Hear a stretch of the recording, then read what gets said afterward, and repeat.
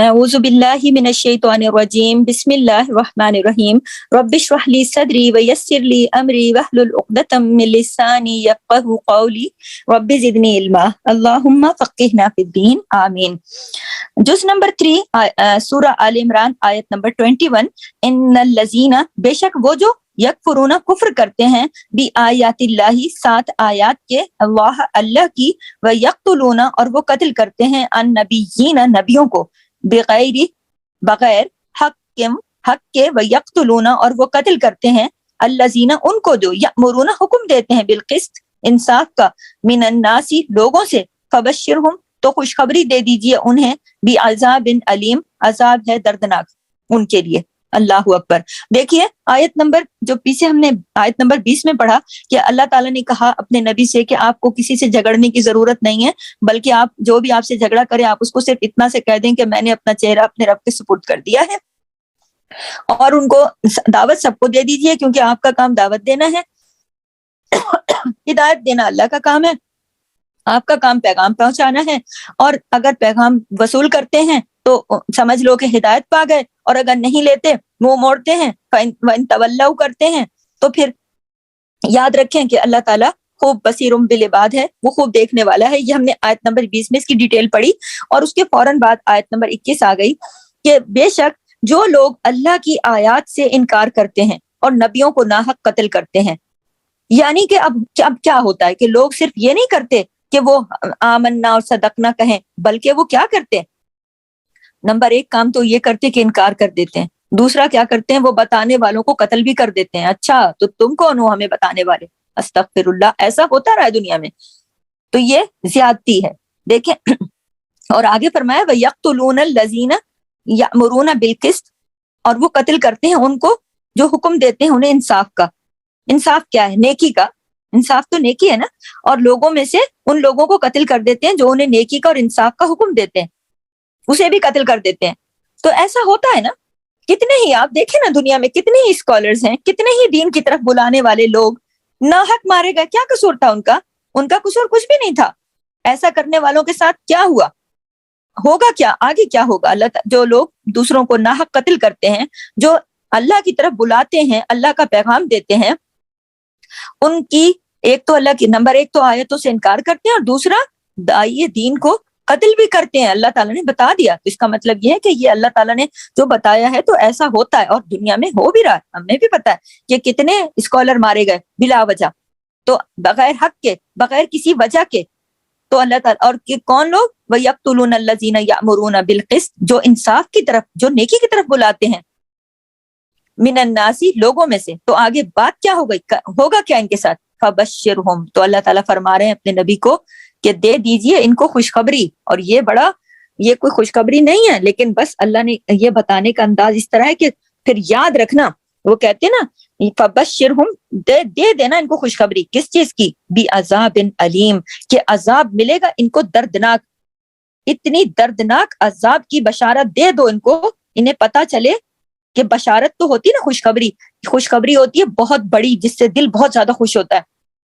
اور جب بندہ بہت تکلیف میں کسی کو کہتا ہے نا، تو کہتا ہے نا میں تمہیں مزہ چکھاؤں، لیکن چکھنا تو ایک خوشی کی بات ہوتی ہے نا، چکھنا اچھی، لیکن جب ہم بھی کسی کے اوپر غصے میں ہوتے ہیں یا کچھ، جیسا کہ اللہ نے اس میں کیا کہتے ہیں سورہ فرقان کی میں بھی فرمایا نا کہ نہیں بلکہ کون سی آیت ہے مجھے ذہن میں نہیں آ رہی، لیکن بہرحال اللہ تعالیٰ نے بنی اسرائیل کے بارے میں جیسا کہ آتا ہے نا کہ انہوں نے تقریباً 43 پیغمبروں کو ایک ہی دن میں قتل کیا تھا۔ بنی اسرائیل کے جو لوگ تھے انہوں نے 43 پیغمبروں کو ایک ہی دن قتل کیا تھا۔ تو یہ کتنے بڑے غصے کی بات ہے، جب غصے میں ہم بھی ہوتے تو کہتے ہیں نا بتاؤں میں تمہیں، چکھاؤں میں تمہیں مزہ۔ تو اللہ تعالیٰ نے بھی یہ اس طریقے سے یہ کہا ہے کہ یہ خوشخبری ان کے لیے نہیں ہے، لیکن کہ جب تم ایسا ظلم کرو گے، تم نبیوں کو قتل کرو گے، ایک تو تم بات نہیں مانو گے، کفر کرو گے، اور اوپر سے تم اللہ کی نیکی کی طرف بلانے والوں کو قتل بھی کرو گے، تو یاد رکھنا پھر یہ ان کو یہ خبر دے دو، خوشخبری ان کو دے دو کہ پھر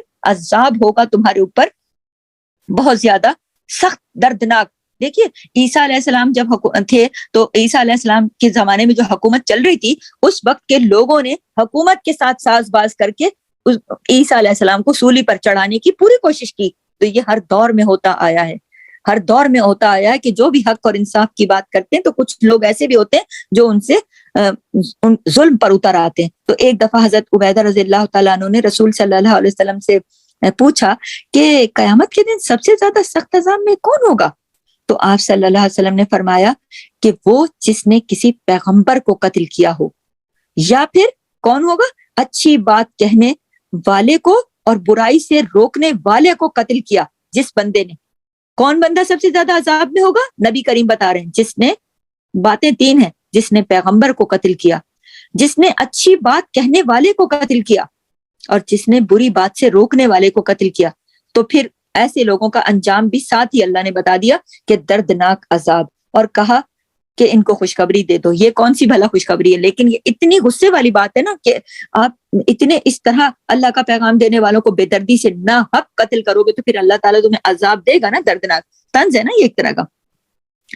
تو پھر آپ آ جائیں آیت نمبر 22 کے اوپر.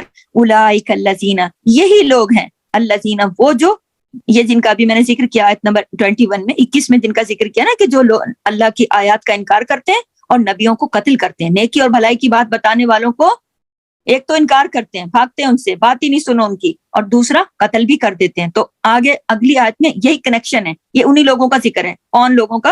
اولئک الذین، یہی لوگ ہیں وہ جو حبطت، ضائع کر دیے گئے، اعمالہم، اعمال ان کے ضائع ہو گئے. حبطت کا مطلب ہے بالکل ختم، ضائع ہو گئے. حبطت، ضائع ہو گئے، اعمالہم، ان کے اعمال، پھر دنیا میں.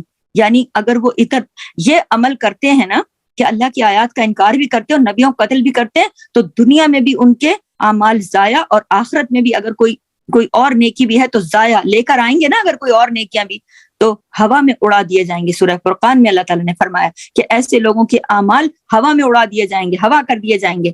کن لوگوں کے؟ جو کفر کرتے ہیں، انکار کرتے ہیں، اور نیکی کی بات بتانے والوں کا انکار کرتے ہیں اور نبیوں کو قتل کرتے ہیں. تو ایسے لوگوں کو، یہ وہی لوگ ہیں جن کے اعمال ضائع کر دیے جائیں گے. پھر دنیا والآخرہ، دنیا میں بھی آخرت میں بھی، وَمَا لَهُم مِّن نَاصِرِينَ، اور نہیں ان کے لیے مددگاروں میں سے کوئی.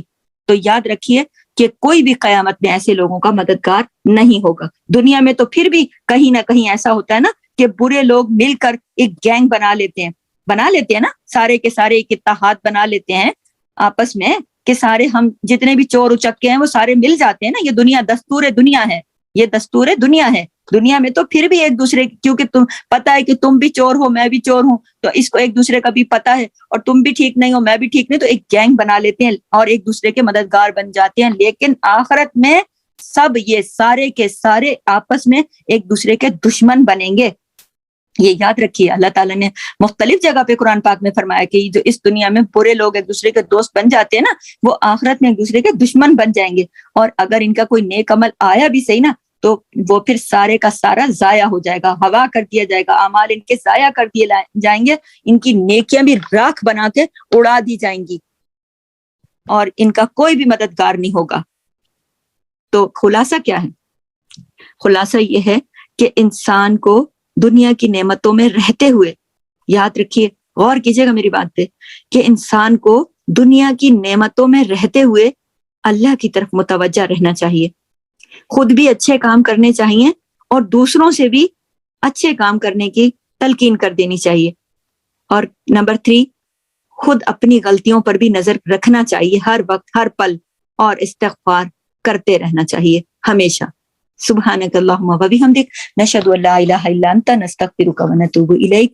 السلام علیکم ورحمۃ اللہ وبرکاتہ. جزاک اللہ خیر.